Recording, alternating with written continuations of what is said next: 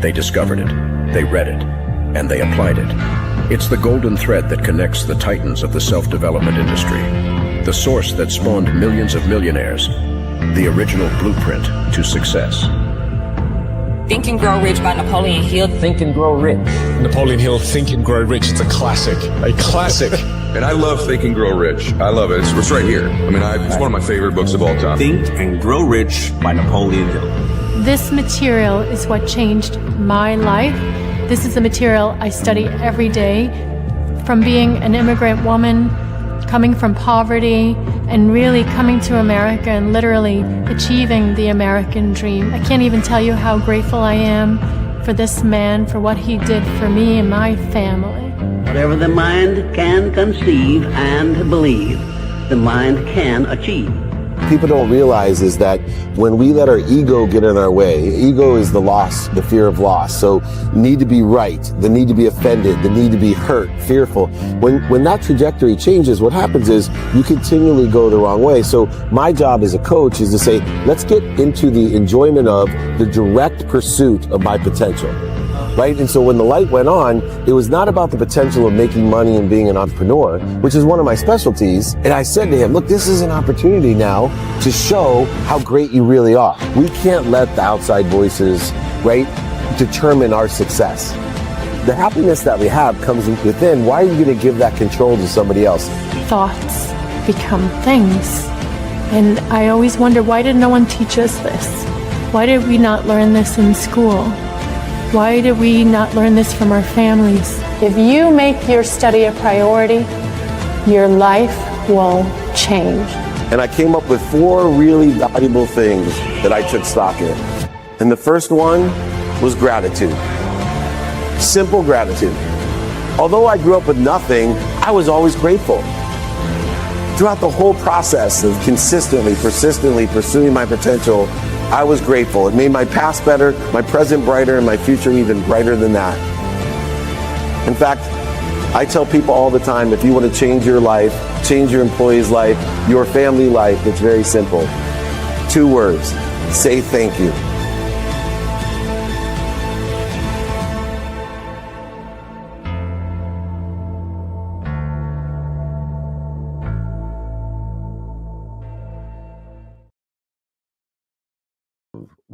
All right, Nick, I'm going to get started with the training. Today's training is very special to me because it's the superpower training. It is the differentiator in life. It's a mindset training of gratitude. It's a mindset, skill set, heart set, hand set training of gratitude.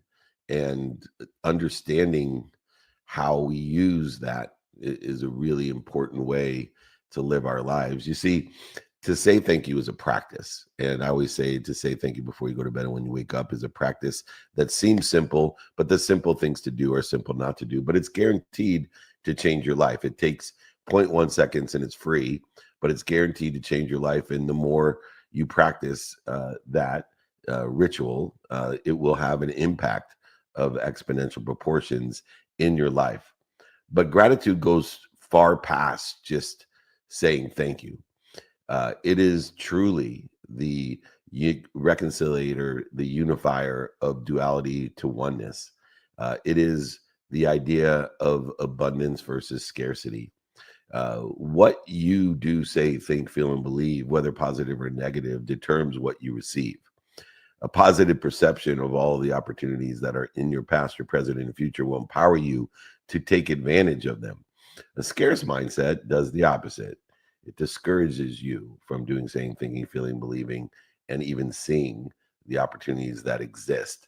This simple duality of abundance and scarcity is resolved and reconciled simply by applying gratitude, not just practicing, but actually utilizing it as a skill set in order to find the light, find the love, and find the lessons in everything, everyone, every circumstance, every event that occurs in your daily activities.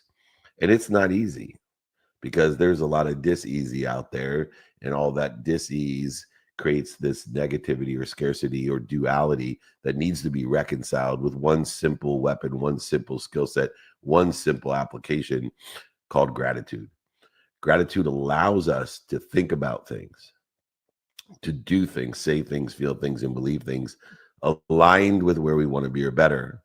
And it's not easy sometimes when you're in a financial crunch, when things look all uphill, when relationships are not in ease, they're in dis-ease. It is difficult, especially at the time, not to fall into the trap of scarcity, not to be able to find the light, the love, and the lessons, but instead to add more negativity, to accelerate in the wrong direction. And understanding this simple reconciliation of gratitude, of allowing us to find the abundance in everything, to find the light, to find the love, to find that in understanding what we are grateful for in the past, to align the gratitude of the past with the present according to the circumstances of the day, and finding the light, the love, and the lessons in those circumstances of today, but also in where we want to be or better. When we can align with gratitude the meaning of the past, the circumstances of the day, and where we want to be or better in the future, now we have an exponentiality in our life that accelerates where we want to be, aggregates this resources, notate the word resource, right? Again, utilizing our source, the resource of where we and what we have, with finding the light, the love, and the lessons, with where we think we want to be or better, a positive trajectory, what I call a divine direction. And so in essence, that divine direction allows these detours to be divine, but also it is relative in the oneness of time, in the infinite time or divine time, because our progress only has one speed, not fast enough, unless we infuse it and apply gratitude to the realm of expectation of where we want to be or better and when we want to be there or better. So the not fast enough becomes the perfect time, the right on time. And so when we utilize gratitude to reconcile the duality of abundance and scarcity, whether it's the past, the present, or the future that's creating the dis-ease or the interference or the resistance between where we want to be or better, gratitude is the wisdom and the faith. It's one of the few applications or skill sets and superpowers that actually reconcile the two tools that we use in order to shorten the distance of resistance in our life, which is simply to allow us to utilize wisdom and faith, which is gratitude. Gratitude is full of wisdom and full of faith to be able to find the light, the love, and the lessons. And you can hear it in those three different explanation or descriptive terms of gratitude. Light, love, and lessons obviously incorporates wisdom and faith. Wisdom and faith shortens the distance of resistance that is created between abundance versus scarcity. And so as we reconcile the duality of abundance versus scarcity with gratitude, we are able to live in the oneness of what we are in spirit inspired through gratitude. The next realm is the three realms of belief, of what we do say, think, feel, and believe. Understanding there are three different realms of belief. And the first realm is the one that I was born into. It's the realm of there is not enough. This is the most negative world. It's the realm of belief where people think there is never enough for anyone, or especially not enough for them. And we all know people like this. No matter what they have, they focus in on the void, shortages, obstacles, mistakes that they have perceived in their own lives. And they participate and continue to participate as a victim in that perception, always neglecting to think about what they do have. This is where Xanders and Dr. Wayne Dyer came up with the term, what you resist, persist. Once again, gratitude will shorten that resistance and the distance between you and where you think you want to be by focusing on what they do not have at all times.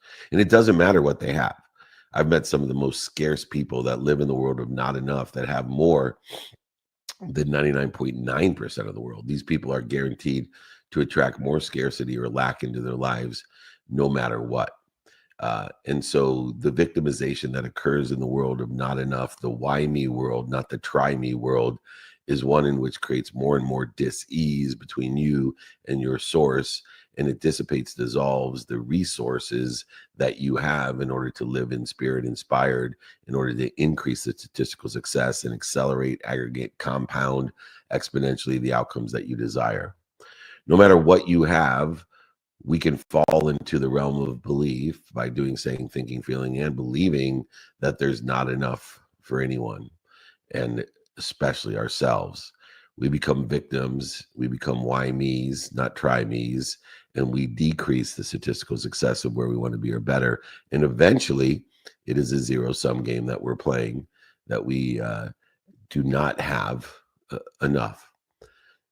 The second world is the world of there is just enough for me. So the not enough happens to me. The just enough happens for me. Now, this is a tricky one because it seems to be a very positive type of perspective. There's just enough for me. Everything's happening for me. And it's a false sense of optimism that allows people to think there's just enough for me. The people who live with this belief, who I call the 99 percenters, they live in their lives attempting to get by, thinking there's barely enough out there to suit everyone. So this becomes a competitive, comparative negotiation every single day. These people usually buy shit they don't need to impress people they don't like. And why is there a potential for the 99%?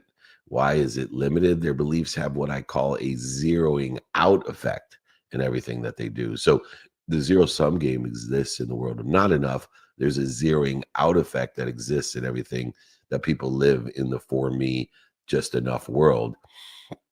And in that zeroing out effect, instead of enjoying the consistent, everyday, persistent pursuit of their potential by finding the light, the love, and the lessons and what they don't like and don't love, or other people don't like and don't love, instead of enjoying the consistent, persistent pursuit of that potential, they settle for an almost consistent, almost persistent, almost enjoyable pursuit of almost reaching their potential.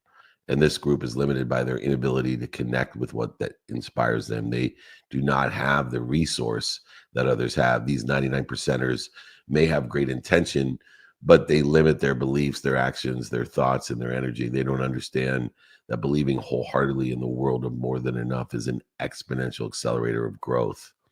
And so they lie to themselves by not being consistent, persistent, by not finding the light, the love, and the lessons in everything they don't like and don't love, or other people don't like or don't love. They are the 99%, so they do it some of the time. I use lately the example of Spanish and math. If you're a kid and you study Spanish or math 15 minutes a day, you're guaranteed an A. If you study it 15 hours on a Saturday, and you're a 99 percenter, you're not guaranteed an A. Most likely you'll fall into the B or C range, determinative upon how well you study in those 15 hours. But 15 hours a day will guarantee you an A.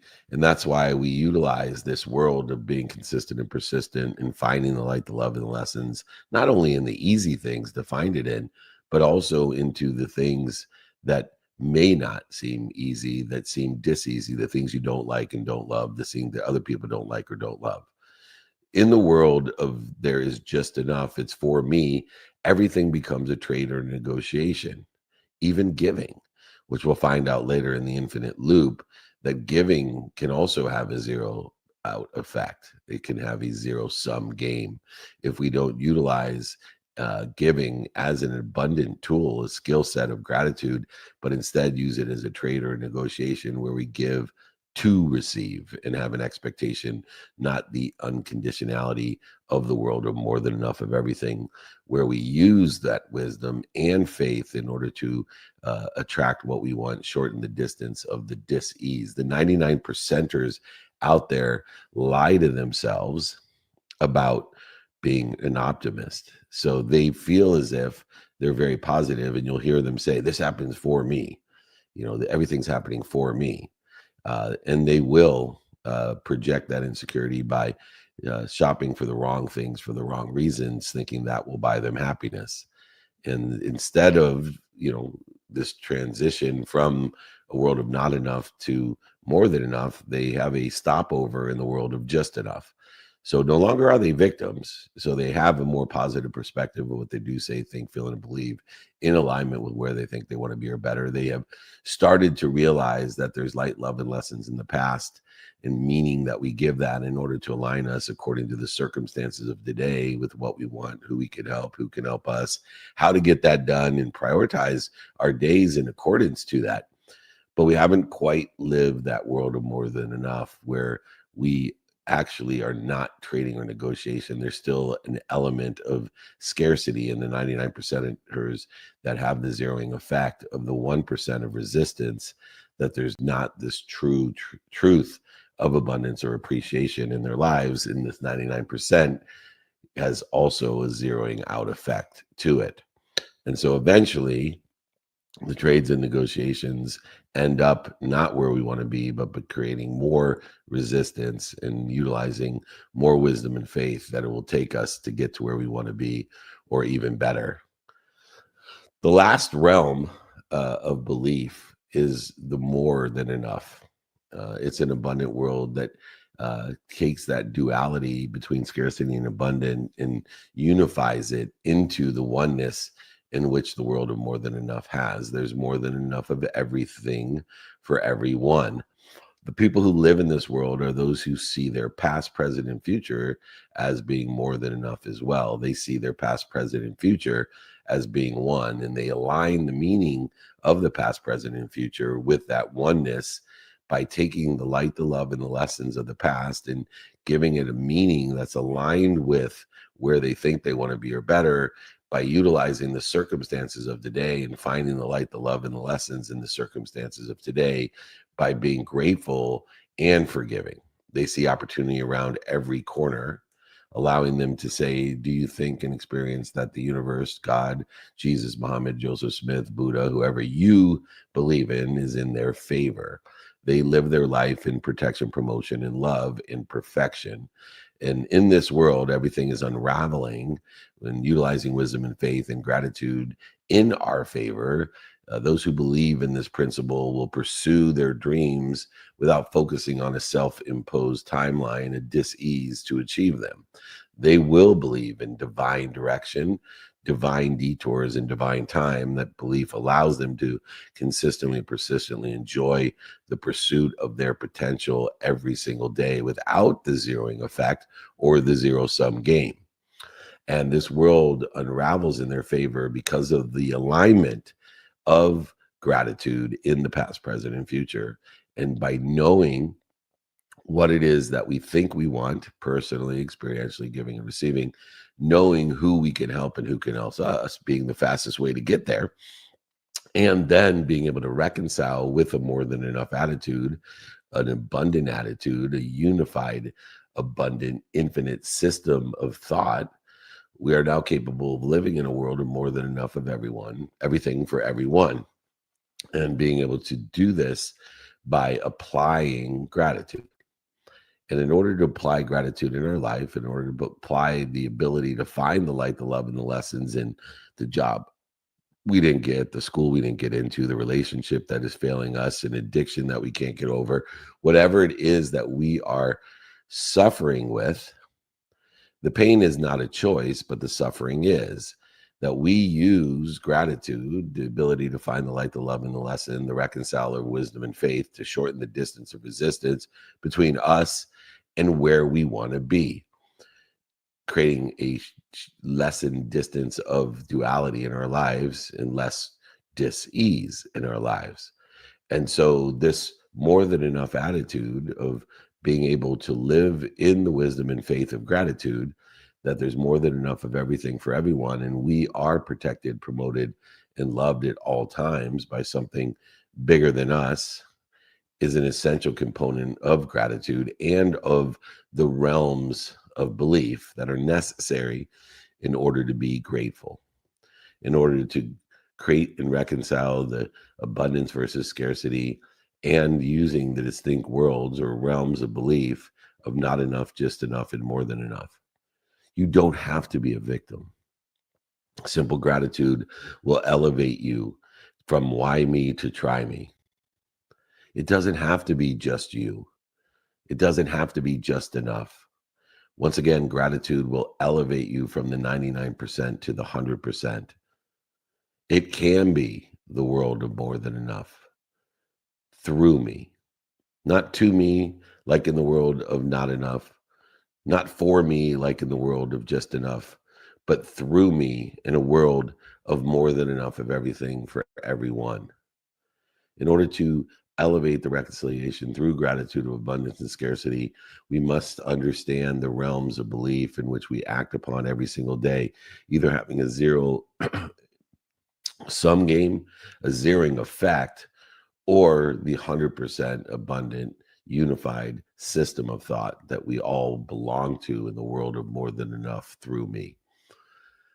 Now, the third component in gratitude and developing an abundant mindset of the reconciliation of the oneness in more than enough of everything is understanding the infinite loop of everything. And the final component in order to shorten this distance between abundance and scarcity is to understand the actual infinite loop.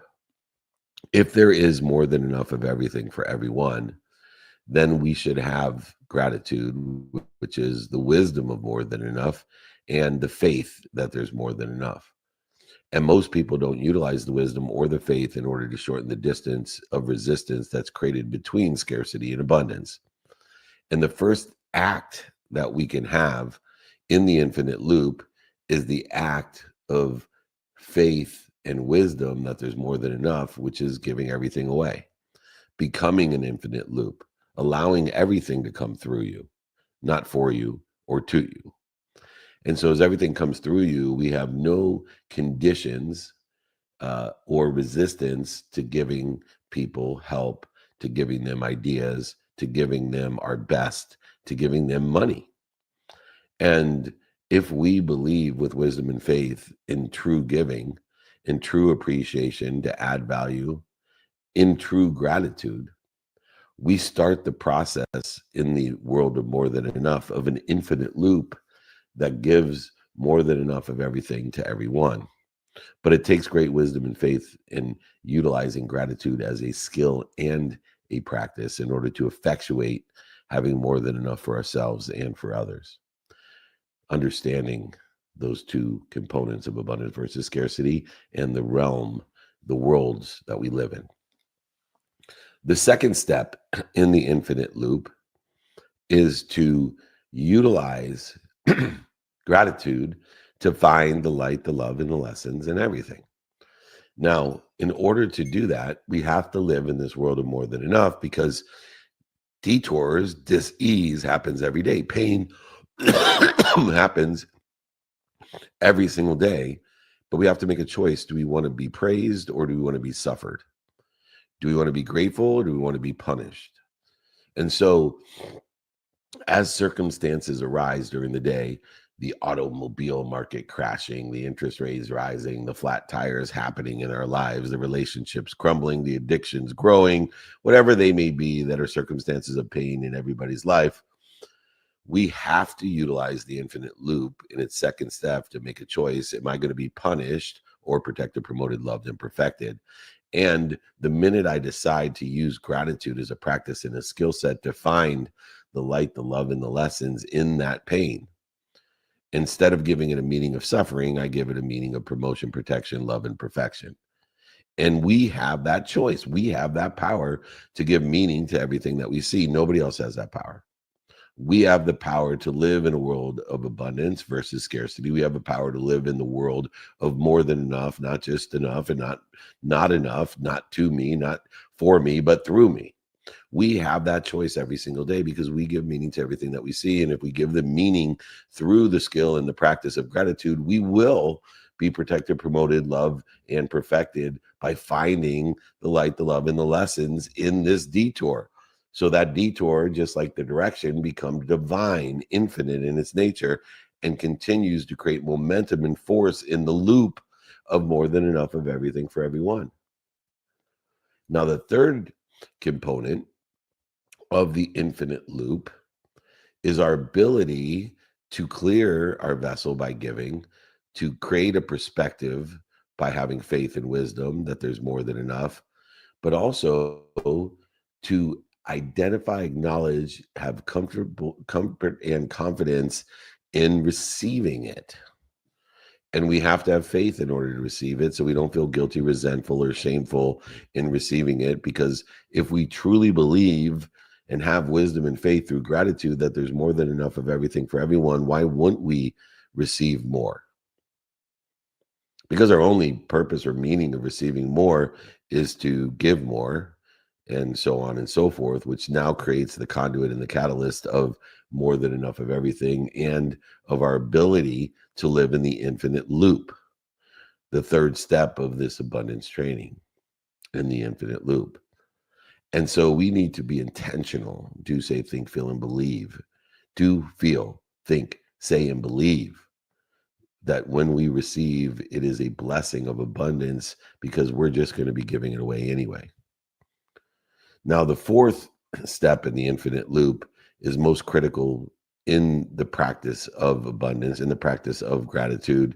And it's one in which illustrates the most of believing, saying, thinking, feeling in the more than enough world. It is the last reconciliation of abundance versus scarcity.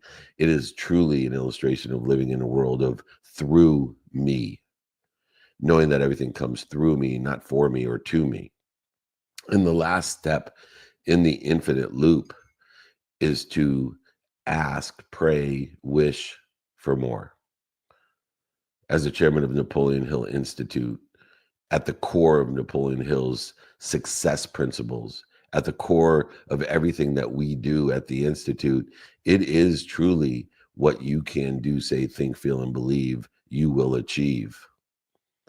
But all of the greats in history, as human nature never changes, and the distinctions of the people that have the desire that they must be what they can be, who have lived in abundance, the Rockefellers, the Carnegies, the Fords, all the way through the Gates and the Jobs and the Musks of the world, the Zuckerbergs, with Bezos, the unbelievable abundance in which they live in.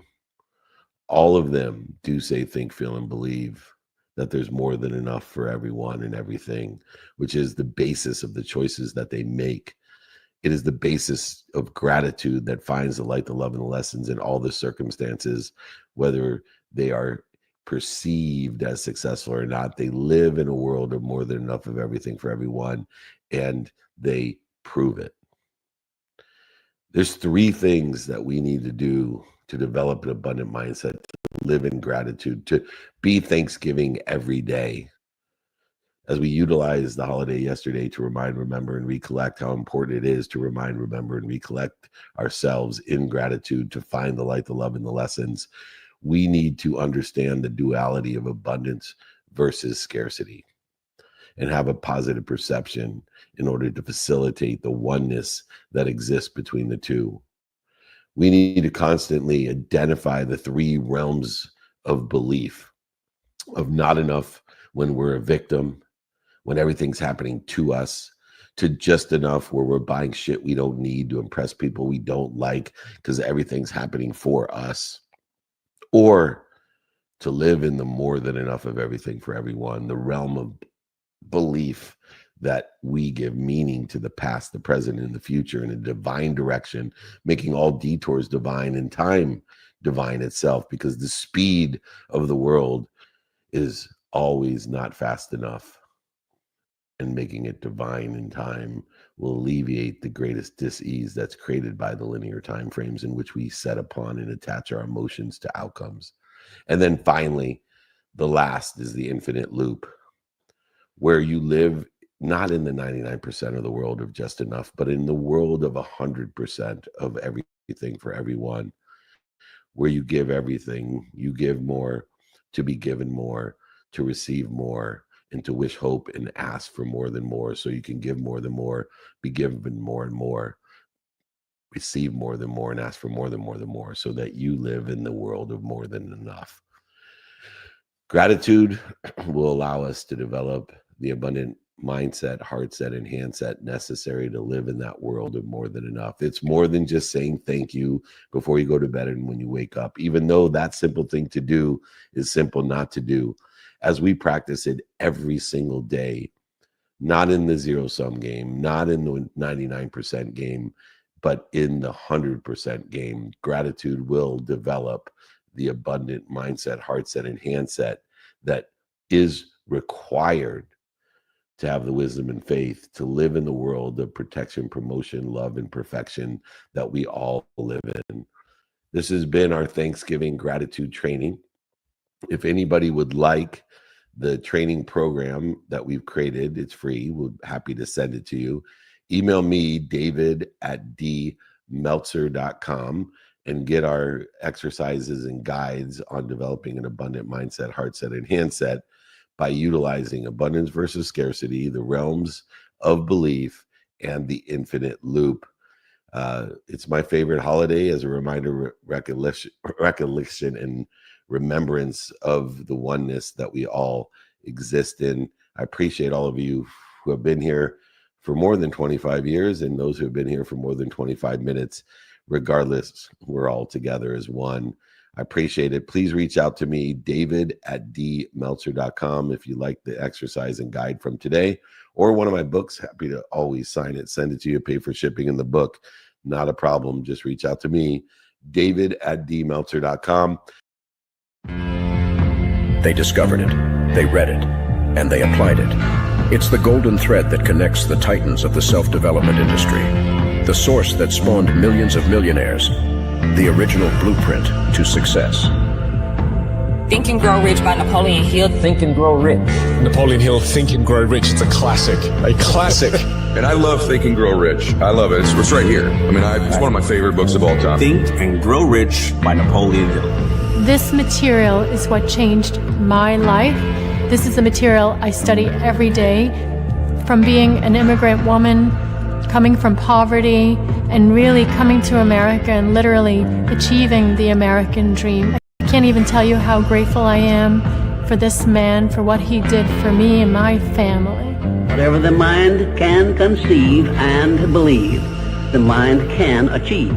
People don't realize is that when we let our ego get in our way, ego is the loss, the fear of loss. So need to be right, the need to be offended, the need to be hurt, fearful. When that trajectory changes, what happens is you continually go the wrong way. So my job as a coach is to say, let's get into the enjoyment of the direct pursuit of my potential. Right? And so when the light went on, it was not about the potential of making money and being an entrepreneur, which is one of my specialties. And I said to him, look, this is an opportunity now to show how great you really are. We can't let the outside voices, right, determine our success. The happiness that we have comes within. Why are you going to give that control to somebody else? Thoughts become things. And I always wonder, why did no one teach us this? Why did we not learn this in school? Why did we not learn this from our families? If you make your study a priority, your life will change. And I came up with 4 really valuable things that I took stock in.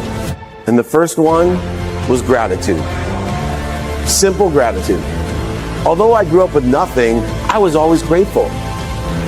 Throughout the whole process of consistently, persistently pursuing my potential, I was grateful. It made my past better, my present brighter, and my future even brighter than that.